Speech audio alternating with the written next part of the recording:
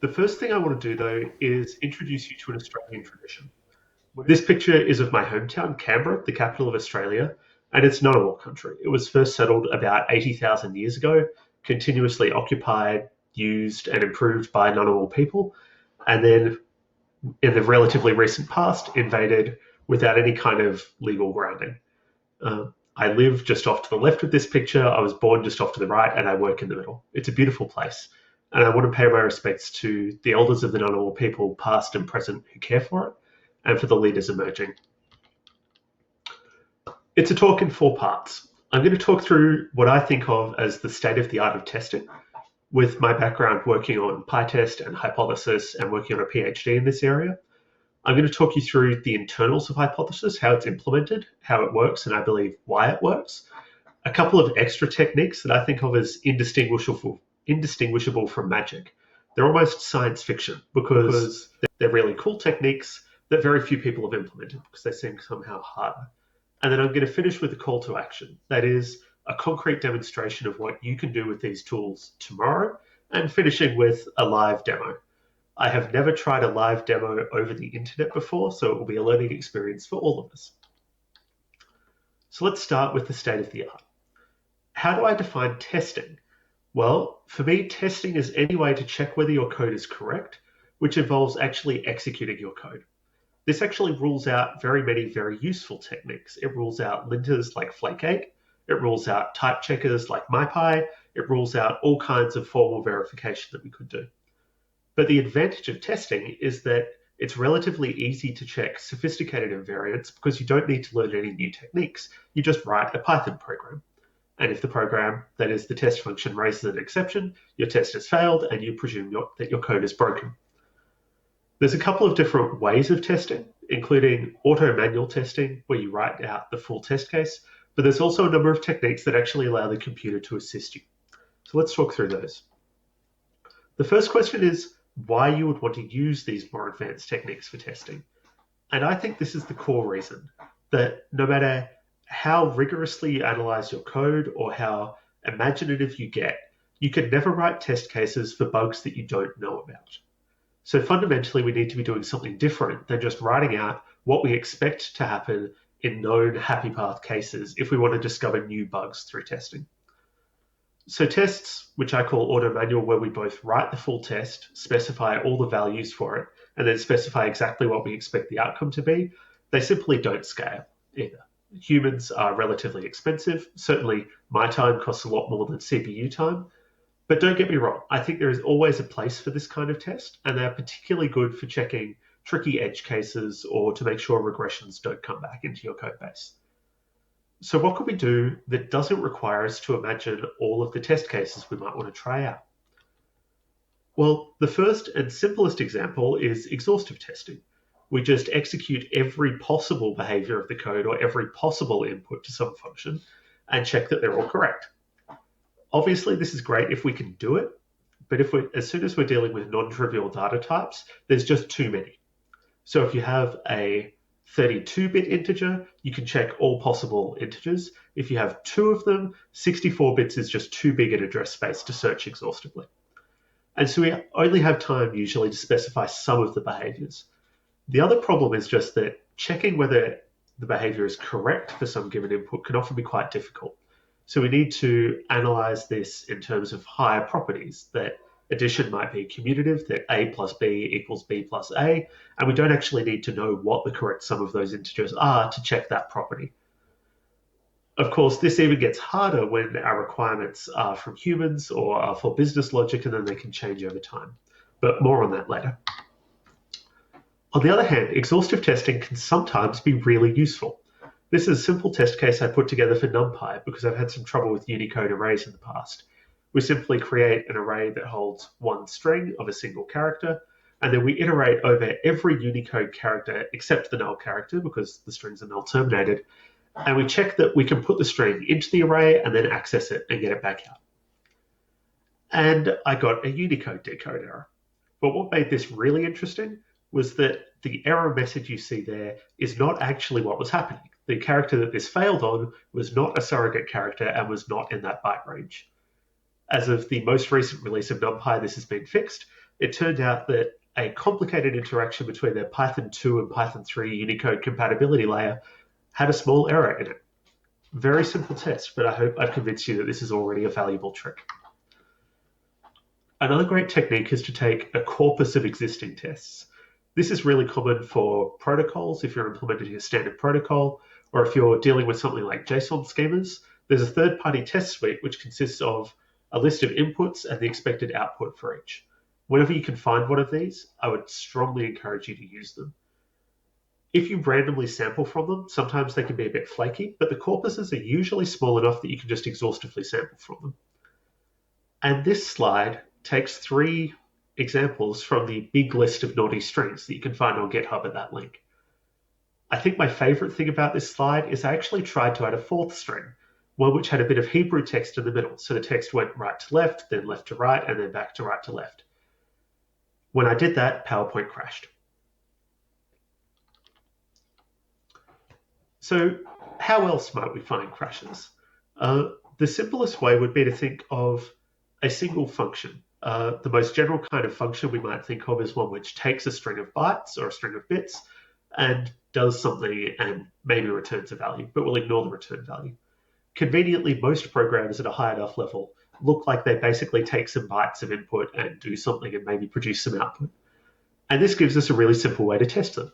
We simply pipe the output from dev random or another string of random characters into our program, and if it crashes, we found a bug.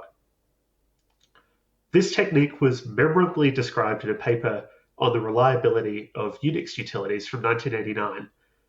The paper begins, "It was a dark and stormy night. One of the authors had logged into his workstation on a dial-up line from home when it was raining, and so there was frequent noise on the line, and it became a race to see if you could type a successful command before the workstation crashed." Of course, the line noise on dial-up in the rain in the 1980s was not surprising, but the fact that this would crash the computer instead of giving you wrong results was surprising. It seemed reasonable to suggest that programs should always give you some kind of error message instead of crashing when something goes wrong, at least if that's on bad input. This was a common technique in the era of punched cards as well. You would get a deck of punched cards and shuffle them and feed them back through your program. If it crashed, you had some work to do still. To make this applicable to more complex programs, instead of just generating random inputs, because very few random strings are, for example, valid HTTP requests or valid JPEG images, we can start to look at coverage. So coverage tools fundamentally ask, what part of my code was executed? You can talk about coverage in a number of resolutions. You can have which of the functions in this file were executed, or which lines were executed, or which possible branches, which flow control graphs were executed. And so this lets us identify the smallest unexecuted unit, which is a very valuable thing for test suites. You can tell if you're missing tests because some parts of your code were not executed by your tests. That means you know that your tests couldn't find bugs in the unexecuted lines. But looking at coverage lets us pull off an even cooler trick. This one's called fuzzing. If completely random generated inputs are unlikely to be valid, instead of generating random inputs, we can start with valid inputs and make random changes to them. Maybe we take the first half of one and the second half of another, or we take a prefix of one and generate some random bytes, or we try flipping bits or corrupting bytes. And this doesn't seem too useful until we combine the idea with coverage. If we combine coverage with random mutations, what we can do is slowly evolve a population of inputs which cover, that is, execute more and more functions or lines of code. So initially, almost all of our inputs might be rejected quickly. But when we happen to randomly find one which makes it a little further through our code, then we'll notice that from our coverage. And we can start spending more of our time mutating that input, trying variations on it. And this is a powerful enough technique, it turns out, that within a few minutes you can go from absolutely no knowledge of any input file format to generating valid JPEG images or valid PNG images. So we are evolving inputs that cause our code to crash. This is even more powerful in compiled languages where you can add sanitizers, such as a memory sanitizer or address san or undefined behavior sanitizer. so that your code crashes on a wider variety of kinds of bugs. In Python, we tend to have to do that using assertions. So I put a lot of assertions in my code as well as my tests, so that if something happens, I get an input that I don't think should be possible, or I get a result that indicates that there's a bug elsewhere in my program. That becomes a crash rather than an incorrect return value.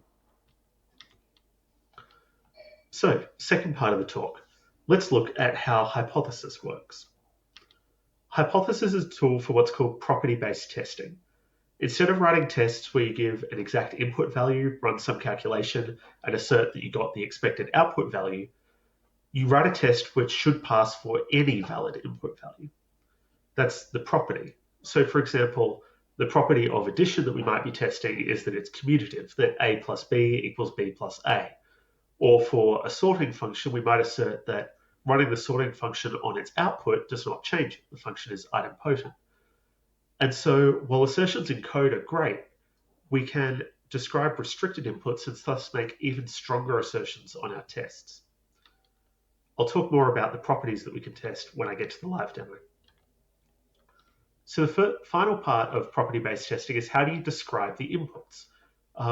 In hypothesis, we simply have what we call strategies. So you might have the integer strategy, which can generate any possible integer, or optionally you can give it a minimum and a maximum value. Or we have the float strategy, or we have date times, or we have a strategy we call builds. You can pass it your class plus strategies for the arguments to that class, and it will give you instances. So these are implemented in a variety of ways internally that we generally keep private because they can change at any time. Collections are implemented as a strategy which takes another strategy. So if you want lists, you can say you want lists of integers, and I'll show you that in a few minutes. We have a number of cool tricks which make this perform better than should be naively possible, basically because we cheat. And then what we do internally with that is we basically turn our property-based test into a fuzz target. So we treat the strategies as if they describe a parser, and then we have a fuzzer which generates some bytes. We use our strategies to turn the bytes into values, and then we run your test function. That also means that we can conveniently save any previous failures, which is really useful because it fixes the problem where random tests may or may not fail the next time you run them. If you run a hypothesis test and it fails, and you run it again, it will always fail again unless you fixed the bug. And the final really useful trick that this lets us do is generate a minimal counterexample. We don't just generate any kind of failure when a hypothesis test fails, but a minimal one. So integers close to 0, lists with the fewest elements possible, and in this case, a demonstration of how a tree might shrink. We have our byte string or our bit string, which represents the tree, and we try a number of operations. So this first operation is just to take the first subtree.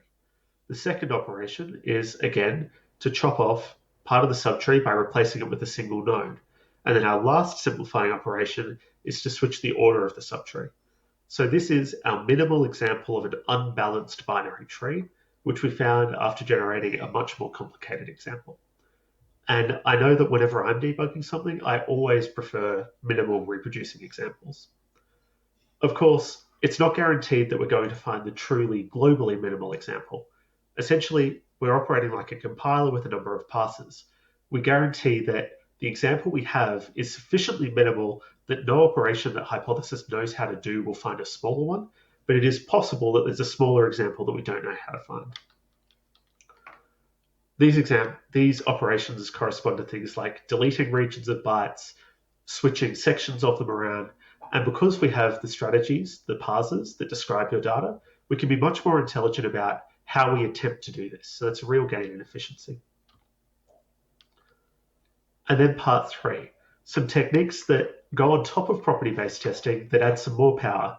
These are, I think, approximately magical in how effective they are, but also notable in that, to my knowledge, hypothesis is the only tool that implements these outside of the research papers that originally proposed them. So the first is called swarm testing. This is a really neat technique in that you don't actually need any feedback or information about how the code works or what the strategies are in order to run it. all it does is it generates more failures with the same number of test cases. And there's a pretty simple intuition for that. Instead of generating random data, we first generate a random distribution of data and then generate random data from that distribution. This might make more sense if we consider the idea of a stack that can overflow. Let's say we have a total of 25 operations, and in order to fail, we need to push 20 things onto the stack in a row with no pop operations. So if at each step we randomly generate a push or a pop, we're very unlikely to get a run of 20 pushes in a row. But if we start by randomly generating a mixture of pushes and pops, we've got about a 1/3 chance of generating only pushes. And as soon as we do that, we'll find the bug immediately. So I tend to find this is just a fantastic optimization. In the worst case, it's roughly harmless, but in the best and expected cases, it makes our testing way more powerful. Targeted property-based testing is essentially giving you the power of coverage-guided testing without needing the overhead of measuring coverage information. So this is really useful for example, numerical code. If you have some kind of error budget or an imprecision, you can tell Hypothesis to target that, and it will preferentially try variations on examples that had relatively high scores. We have found that this evolves to maximize the score quite effectively. It can do multi-objective optimization. People have even used it to test C code by using the coverage from C code and generating their inputs with Hypothesis.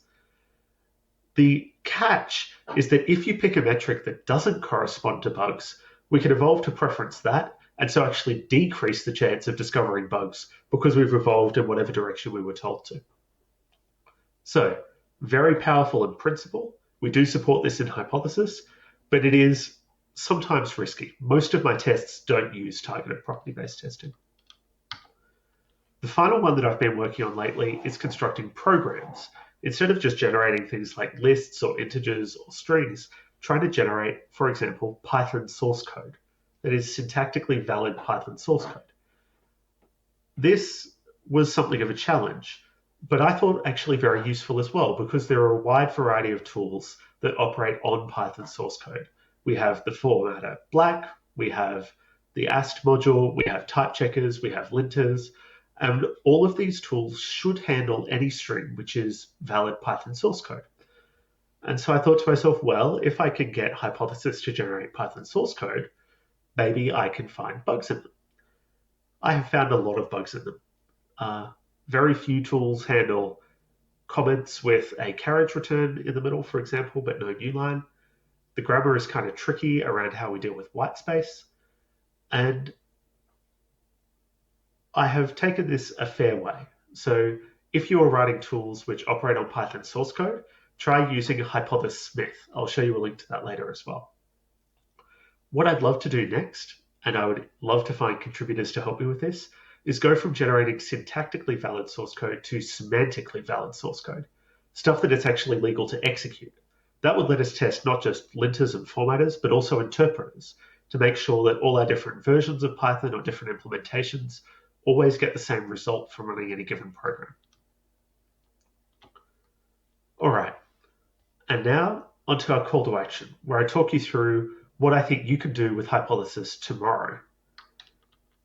The simple one, of course, is just write property-based tests.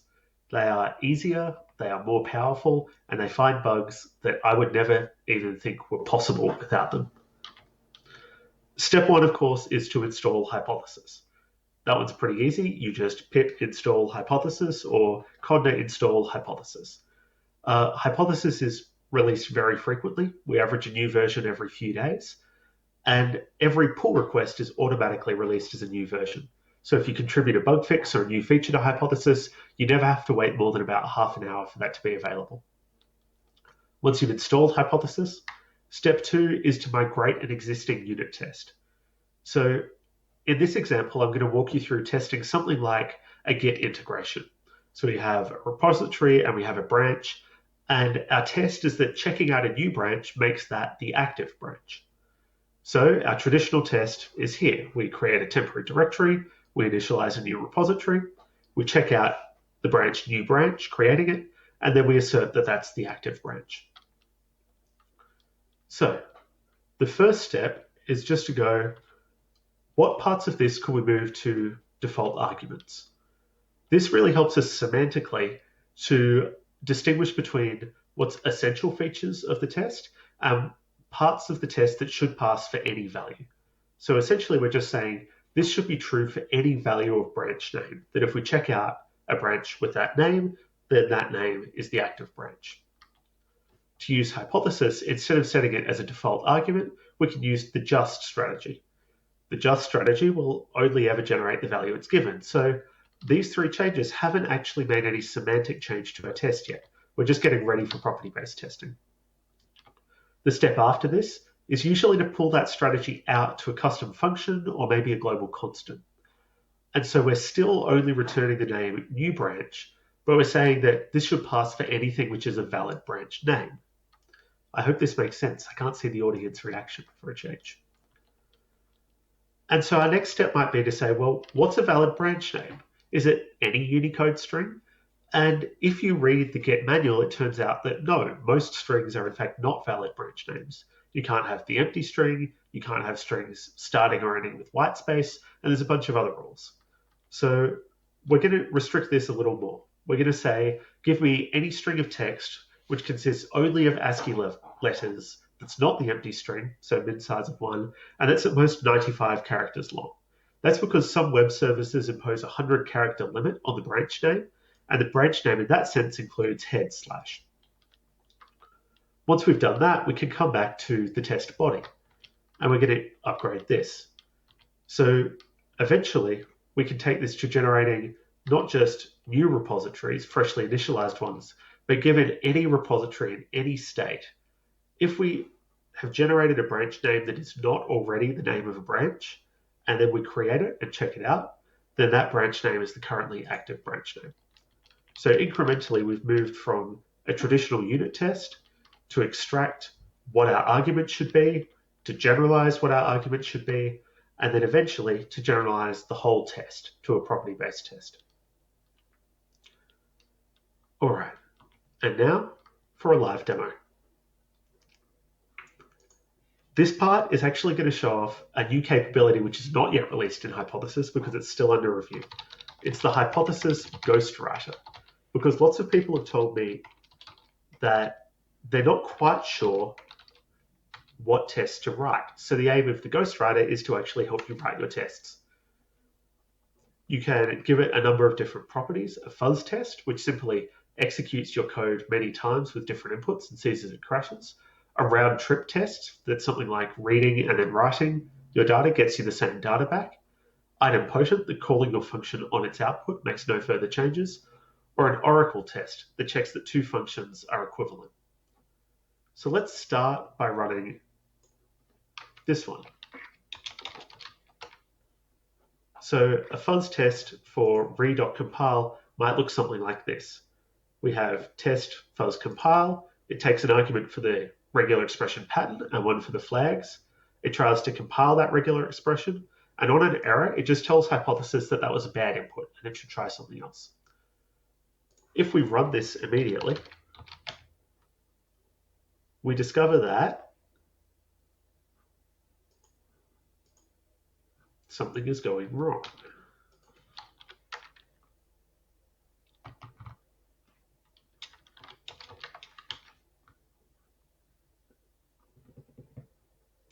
There we are. When we run this, we discover that we can't actually generate any information because we're using the nothing strategy. It's special in that it can't generate anything, so it's a good placeholder, but we actually need to generate patterns. So let's replace this with the text strategy that says any Unicode string should be a valid input here. And then if we run our tests again, we'll see that our tests pass. This is good that the standard library regular expression module can do that. If we want to see what inputs Hypothesis is trying, we can do that, and we need to disable output capturing. And we have a whole range of different patterns, some of them long, some of them short, all of them things that I probably wouldn't have thought to put in this test. So let's try another ghostwritten test. Next, I'm going to suggest that we look through the oracle test. So we're going to compare the ast.literalEval module with the actual eval built in. So what might be a valid string? Let's just try text again. Should any string work for this?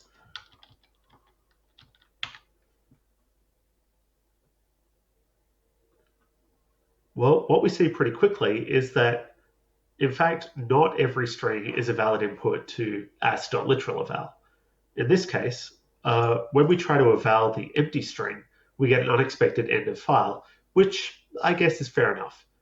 Ultimately, it turns out that the only valid inputs to literal eval, that is, turn the string representation of a Python literal into the actual objects, is of course things which are valid representations.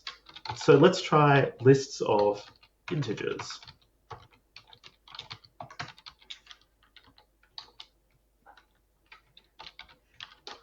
And then we're going to convert those lists of integers into the representation of them using the repr built in. So we take any list of integers, call repr on it, and that will be our node or string. And if we run this, the test should pass.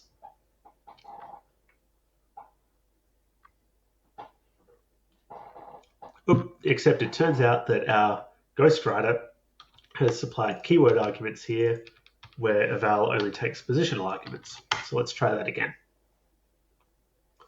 All right, that time it passed. Let's check what inputs it was using. And this is various strings representing lists of integers. So far, hopefully, so good. All right. Next test, we're going to go through all 4 of these together. We're going to test that the sorted function is idempotent. That is, that it doesn't modify its own output if we run it again. So what shall our iterables be? Let's try lists again, and we'll do lists of text because I'm kind of sick of integers. And if we run this one, yep.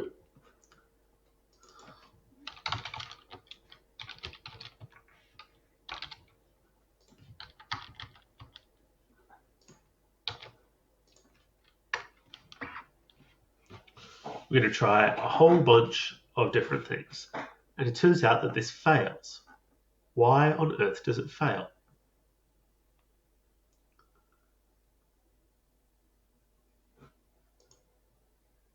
Sorted got 0 arguments.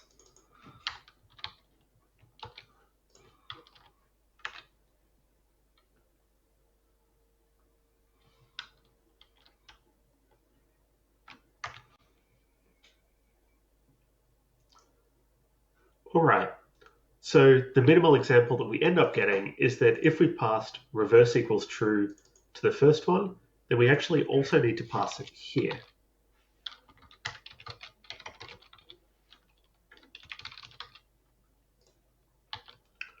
And so now that we've fixed our test case, I think this should pass now. We're asserting that if we sort this, then it passes. So what I'm hoping that I've shown off to you is the way that I end up co-developing my test suite with my actual code, that you can incrementally adapt the tests that you're writing. You don't have to get it all right up front. And you can actually learn a lot about how the code works through property-based testing. Last demo, because this one is the most complex of them all. We're going to test that if you take any valid JSON object and then you turn it into a string and you turn it back into a JSON object, you get an equal object again. So this one's going to be quite exciting. Not least because JSON turns out to take way more arguments than I knew about. So we're just going to delete a whole bunch of these. We're not going to deal with encodings or any of that stuff. Let's see. That goes.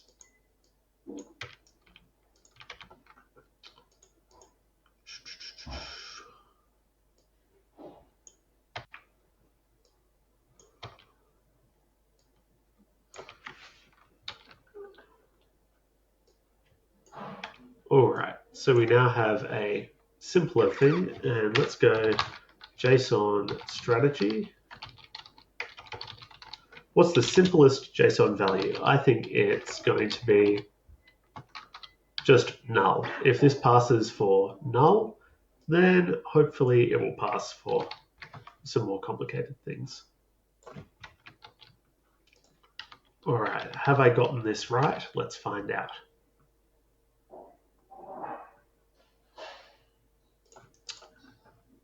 Got to delete that argument.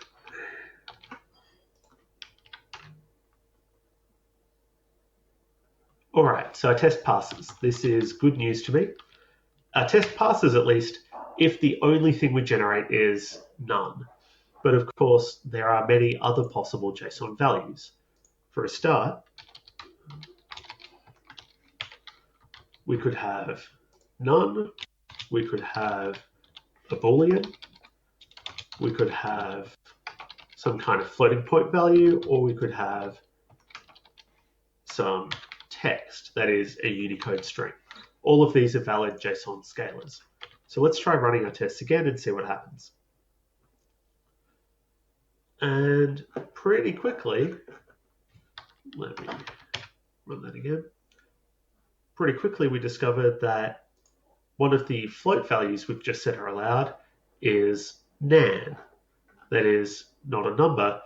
And, sorry, we've generated inf. In fact, we've generated infinity, whereas we've said that we should not allow that in our JSON encoder. So let's specify that we'll not generate allow nan here. We're just going to default to always allowing infinite values. And if we do that, then our test still fails.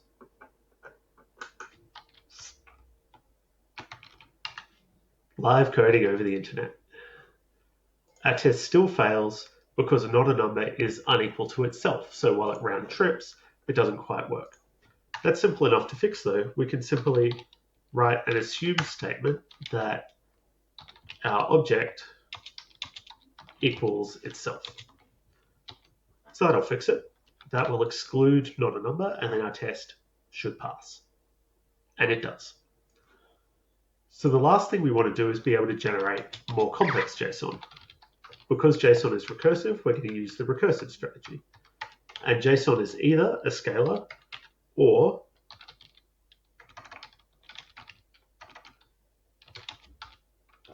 it's going to be lists of some JSON or dictionaries of string keys, that is text, to arbitrary JSON values. And at this point, we're going to see something fairly interesting. We're going to learn something about how Python's equality semantics work. Something that I genuinely didn't know until I started writing this test. What we found is that a list of not a number compares equal to itself at this stage, but then not equal to itself once it's round trip through JSON. When I dug into this, it turns out that as a performance enhancement, Python list equality first checks the identity of each element in the list. So the 0th element of this list is by identity the same in each. And because they're the same list, it doesn't proceed any further with comparison. So that is the bulk of the live demo.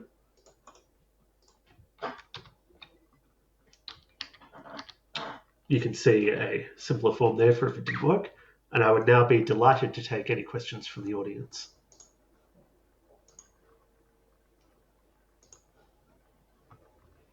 It was a very nice presentation. Very interesting to see the ghostwriter. We will now transform our discussion to a questions session. So I'll just wait until that happens. Да, мы сейчас переходим к сессии вопросов и ответов. И у вас должны быть специальные ссылочки в Zoom уже, я надеюсь, с заготовленными вопросами, чтобы мы смогли на них дать ему ответы вместе с Заком. Я напоминаю, что вам нужно там при переключении, когда вас будут включать, чтобы вы будете задавать вопрос, вам нужно останавливать звук из трансляции, иначе из-за вот этого лага с трансляцией Zoom у вас может возникнуть слишком сильная обратная связь и будет все слишком сильно фонить. Вот, поэтому обращайте на это внимание. Не забывайте включать камеру, не забывайте, да, что включать микрофон тоже нужно, иначе вас не услышат. Вот, ну и как бы не стесняйтесь, не бывает неправильных вопросов. Мне кажется, что Зак вполне может ответить на практически любой вопрос про тесты и про применение озвученного фреймворка. Вот, так. Чтобы мы смогли на них дать вам ответ вместе с Заком. Что? Я напоминаю, что вам нужно там при переключении, когда вы... Я слышу снова себя. Да, ну вот сейчас у нас первый доклад, первый опыт подобного переключения, поэтому мы ждем ваших вопросов с нетерпением, так сказать. Да, у нас появился первый вопрос. Привет. Вопрос задает Паша Финкельштейн. Я думаю, Паша сможет спросить его по-английски вполне. Так. Да, Паша, у тебя включен звук, говори, пожалуйста. Да, так. Паша, надо проверить, что у него включен микрофон. Окей. Hi, Zach. Thank you for your talk. I have one small question, quick question, I think. So basically, we can get flaky test because one time our test can fail, and another time our test cannot fail if it's a random test, property-based test. So is there any way to easily reproduce tests? Yes, so there are several ways. The first is that we also have an @example decorator. So you can literally just write out the failing example at the top of your test function, and it will be replayed every time. The second way is built in. If you're rerunning your tests locally, they will never be flaky, because the first thing we try is we replay all of the previously failed tests. If you're reproducing something from CI, we also print the random seed that we used, as well as a decorator with a compressed version of the test case. So you can slap that on, it will then replay, it will fail, and that will be added to your local database as well. So while we generate inputs randomly, we aim to never have flaky tests. That's a core part of the design of Hypothesis.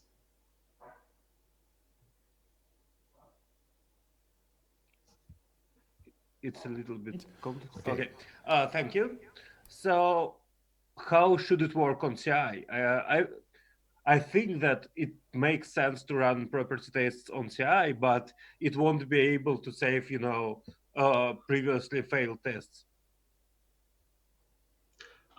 Most CI services allow you to cache some directory. Often that's for installed packages, but you can add the Hypothesis example directory to that list to persist between caches. When you're reproducing things locally, we just recommend having the setting in CI that then also prints the example that failed in a format that can be reproduced locally. Our documentation has a whole page on how to reproduce examples, which I would recommend reading. Okay, thank you very much. Окей, да, спасибо. Если есть какие-то еще вопросы, не забывайте поднимать руку, чтобы технический модератор мог вас обнаружить и, соответственно, передать вопрос. Okay, so I see there are no more questions at the moment.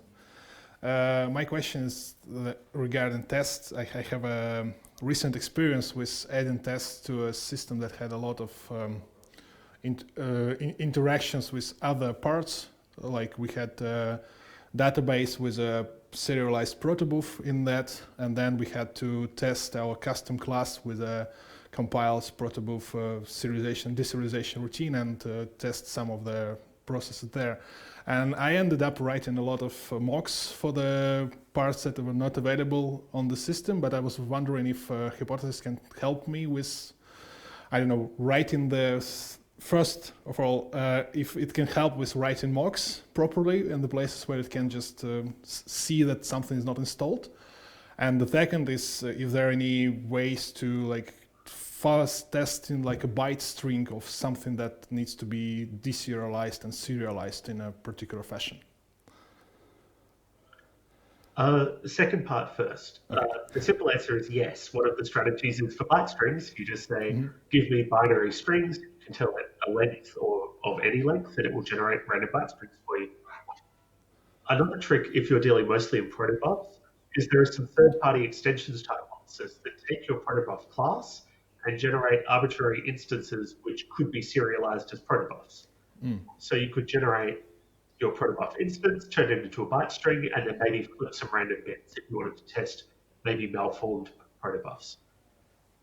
But when it comes to mocking specifically and how you do integration testing, I kind of think that's orthogonal to the design of hypothesis.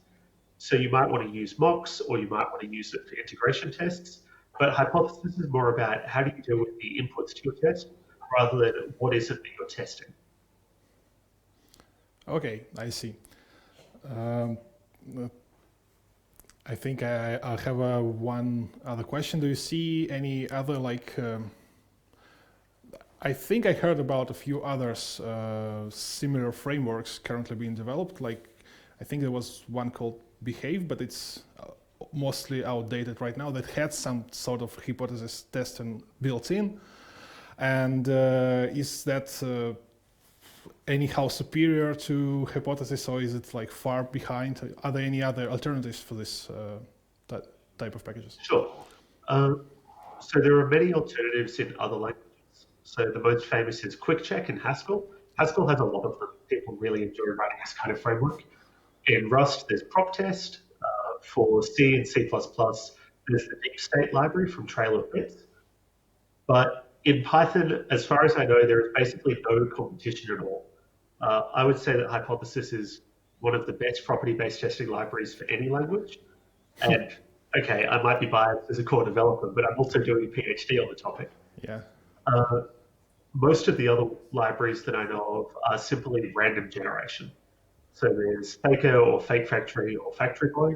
They just have lists of possible inputs that they randomly select from. And so you have the problem of flakiness, and you don't get minimal examples either. Okay, cool. I think we have one other question from Pasha again. So, yep, speak. From Alexander, okay, but let me ask first, it's in Zach, how should we, can we extend, like text generation? Can we say that we need only text according to some regex pattern, for example, like generex or one of my like favorite strategies is called from regex. You hand it a regular expression, and it gives you strings that match the regular expression. Oh, okay, thanks. We also have some extension strategies, so you can use any context-free grammar. Okay, I think we have one other question from another participant. Alexander. Oh, yeah. Yeah, can you hear me? Nice. So thank you, Zach. I really appreciate your kind of talk. Maybe I will switch the topic slightly out of the details, but I see you have a lot of experience in that. And actually, when we're talking about testing in general, I mean, as the industry, maybe as the process, right?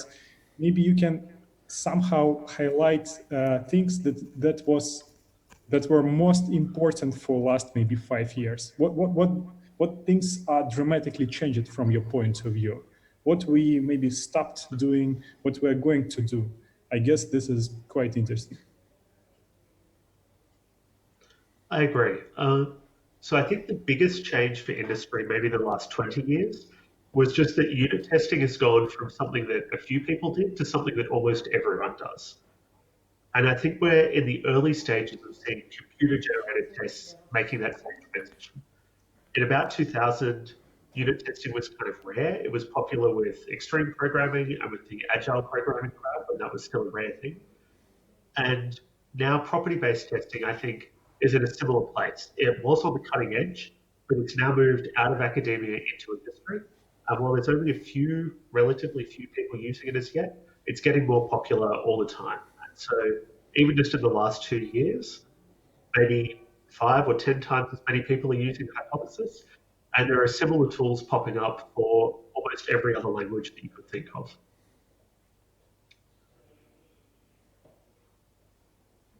So I think it's that integration where we go, how can we automate more of the testing? How can we use more advanced tools? And how can we automatically enforce more and more properties of our code? So I guess I have a follow-up question. So you said that the current hypothesis state is like it's still evolving. It's quite stable, but it has a lot of feature plans. Yep. So what do you think, like what's the timeline of the current like a backlog? Like how far in the future you have a feature plan for something that you want to implement in this? Well, the short answer is actually we don't have any development plans. We don't have a roadmap. We have an issue tracker which lists a number of features that we would like. The hypothesis is developed entirely by volunteers in our spare time. Yeah. Some of us are students, others are professionals working on other things. So the timeline is more or less features happen when somebody comes along who is willing to write the code for them. Okay. So if there's anything that the audience wants to see in Hypothesis, you are welcome to write it, and we will merge it, and it will be released 20 minutes later. Is there anything like in particular that you're just waiting for someone to implement and you think is quite a nice sort of first level contribution to Hypothesis that you can like, you just don't have time to do it, but you would love to have it, that you can just name on top of your head? Yeah. Hypothesis is mature enough now that we have very few of those issues left. So the most valuable thing is actually to start using it on other projects. Okay. For example, NumPy, Pandas, SciPy, AstroPy, all of them have decided that they will use Hypothesis, but currently have very few tests that use Hypothesis. So working with us to write tests for other projects is probably the best way to help the property-based testing ecosystem. Okay, so basically the user base must grow, and that's what drive the development. The user base must grow, and other projects need to adopt Hypothesis. Okay, cool. I think we have one other question from Vladislav. And yes, no? Yeah, can you hear me? Yes. Yeah, thank you for the talk. So I have a question. Yeah, could we use Hypothesis for generating of different pandas data frames, and what's about performance of Hypothesis in this case? Certainly. We actually ship Pandas support with Hypothesis. For optional dependencies, we have hypothesis.extra, and for pandas, we have hypothesis.extra.pandas. So you can say what rows you want or what columns you want, what indices you want, and it will generate random data frames for you. Performance of Hypothesis tends to be quite good. Typically, tests will take somewhere between 5 and 20% of their runtime generating data, and the rest actually executing the test function. Obviously, this depends on what kind of data you generate. If you generate very large data frames or array, you do very small operations, then it will take longer to generate. But performance is usually quite good. If you have performance problems, you can use the statistics option, and it will give you much more information about which parts are slow, so you can focus on speeding up the hotspots. All right, I think that's most of the questions that people are ready to ask straight away. I remind that we have a discussion zone, so please follow up there, and I'll just... Hello, everyone.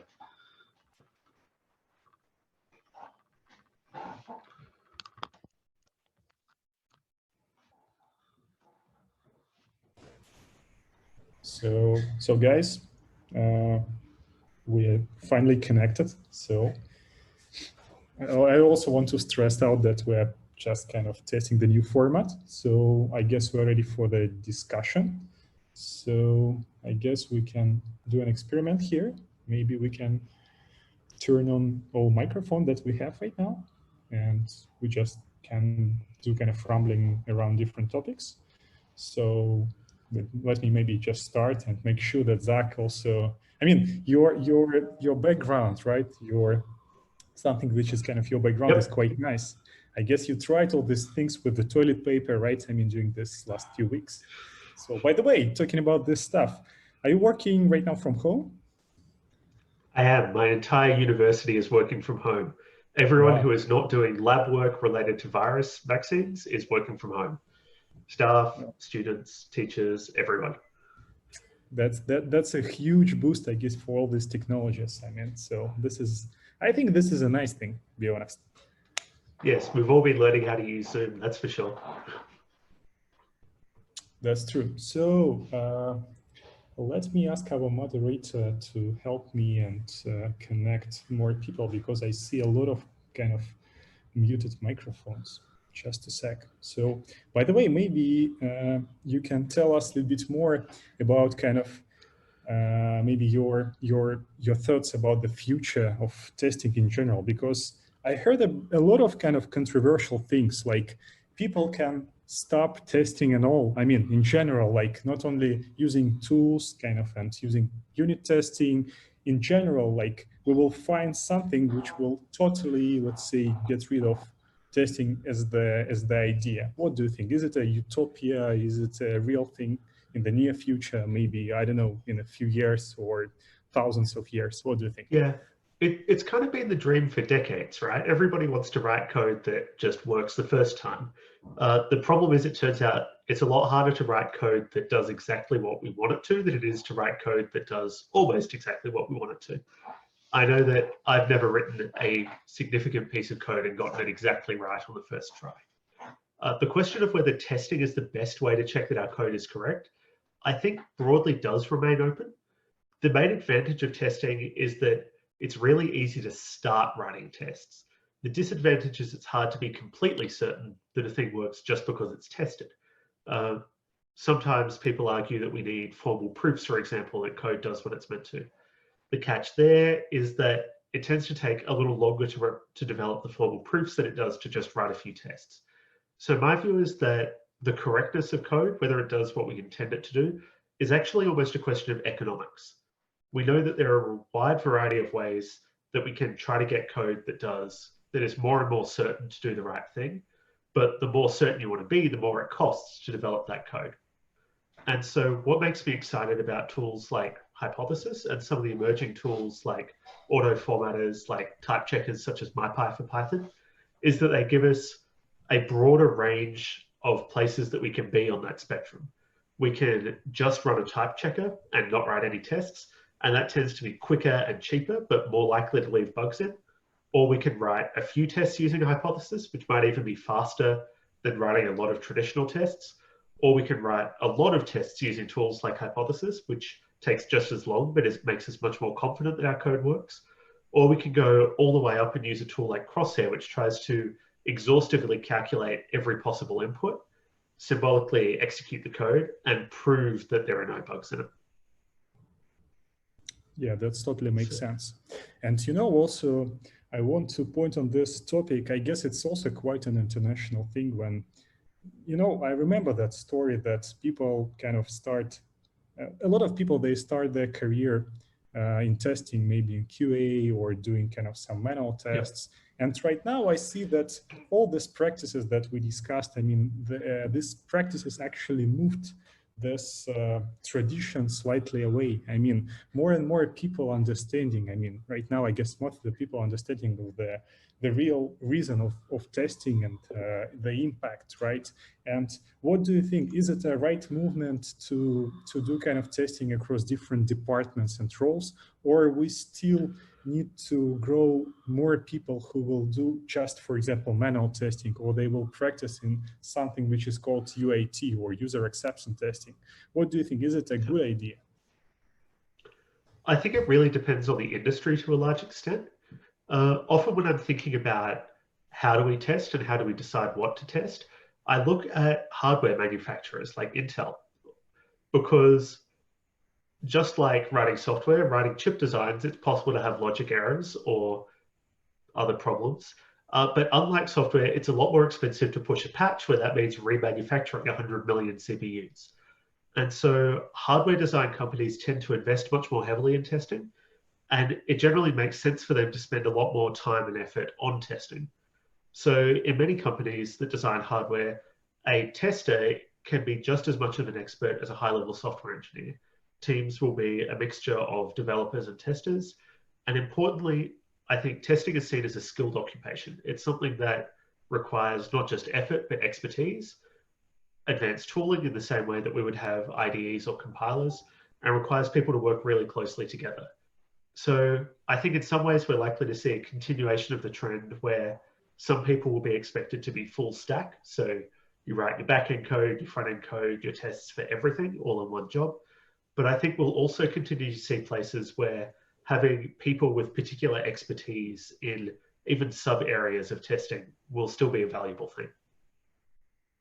Yeah, I'm totally agree with you, because from also my experience and from my point of view, I mean, absolutely the same picture that I see right now. And, be honest, I mean, I've also joined the industry, I don't know, more than 10 years ago. And one of the most important things for me at that time was kind of to find the tool to make an automation for testing. That's actually what my real path, how I start the career in kind of mostly in programming and managing people in development. But I mean, I guess if you guys, I mean, still have somebody who do kind of testing, this is a good candidate who can do a lot of different stuff. And typically all these people, they finally grow into PMs, I mean, and a lot of different kind of product roles, because the understanding of things, I mean, what's behind this, I mean, it's really important. Also, I want to touch one more thing. So I guess most of us, I mean, familiar with the standard or, I don't know, language, DSL, it doesn't matter how to name this. It's called Gherkin, or so mostly it's kind of for this nice notation. And I guess it was a revolution that time. I mean, when people somehow explored this thing, and then the popularity and the kind of this thing actually start very, very kind of growing rapidly, right? And I have some feelings that today we are waiting for maybe something really new. I mean, something that will change the industry one more time. What do you think? Maybe you have some ideas or maybe examples of tools, or maybe some kind of technological radar, right? I mean, that we need to take into account. I mean, there's an old saying, I'm not sure if it's in Russia as well, but it goes, predicting is hard, especially predicting the future. So the short answer is, I don't know. I think there are a couple of candidates, things which could be big and could change a lot of how we work. But a fundamental part of it is that testing is actually really hard, because you have to understand what the code is supposed to do. And when you find a bug, you also have to understand what the code is really doing in order to fix it. So I think most of the advances are going to be in the area of tooling rather than in understanding. So through till maybe 2000, 2005, we regularly saw languages that had new ideas. We saw procedural, functional, object-oriented languages. I don't know that we've seen a new paradigm in language design lately. Rust is particularly interesting to me, because I think the main selling point of Rust is just that, not that Rust invents new things, but that Rust has really good engineering behind ideas that we already know of. So the idea of the borrow checker, of memory safety, have been around for a long time, but Rust is the first language that does them really well and matches that with really good performance. In terms of testing, I think there's a couple of options. One is we get much better at things like random fuzzing or generative fuzzing, where a computer can, independent of any human, start searching for errors in our code.